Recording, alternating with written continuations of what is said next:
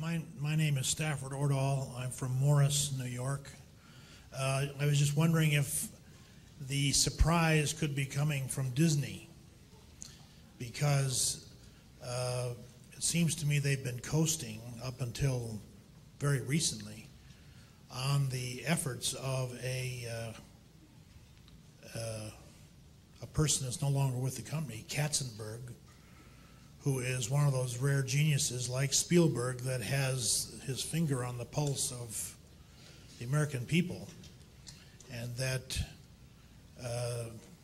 they don't come along every day, even in Hollywood. Yeah. It might be a very different company now that all of his efforts are, so to speak, out of the pipeline. Yeah. Have you finished, or? Yes. Yeah. Katzenberg is a real talent. I would say that that by far the most important person at Disney in the last 12 years or whatever it's been has been Michael Eisner. I mean, if you know him and what he has done in the business, there's no one. Frank Wells did a terrific job in conjunction with Eisner, but Eisner has been the Walt Disney, in effect, of his tenure. He knows the business. He loves the business. You know, he eats and lives and breathes it. And he has been, in my view, by far the most important factor in Disney's success. Now they face competition. The money is in, the big money is in the animated films and everything that revolves around that, because you go from films to parks to character merchandising and back, and I mean it's a circular sort of thing which feeds on itself. There's going to be plenty of competition in that. I mean they've you've seen what MCA and Universal's going to do in the parks in Florida, and you know what DreamWorks is going to do in animation, and now you've got new technology in animation, through Steve Jobs, and there's a lot of things going on in that field. So the question is, 10 years from now, what place in the mind, because it's a share of mind, it's not, they call it share of market, but it starts with share of mind, and what place in the mind of billions of children around the world and their parents does Disney itself have, and their characters, relative to that owned by other organizations and other characters? And it's a competitive world, so there will be people fighting for that. But I would rather start with Disney's hand than anyone else's by some margin, and I would rather start with Michael Eisner running the place than with anyone else by some margin. So that does not mean that it can't become a much more competitive business, because people look at the video releases of A Lion King and they salivate.